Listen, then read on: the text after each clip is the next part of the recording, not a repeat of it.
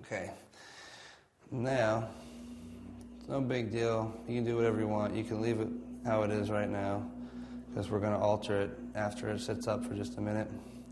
But what I'm going to do, I'm going to just take my rib like that. Okay?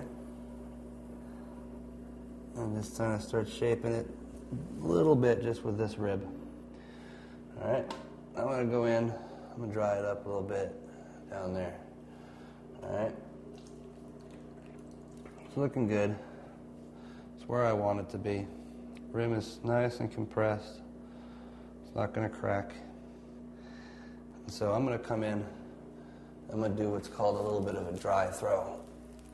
And what you want to do when you're doing that is make sure that your hands are nice and dry so you don't lose these ribs.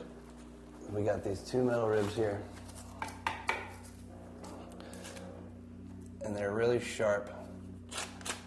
They're really good for this purpose that I'm going to show you right here.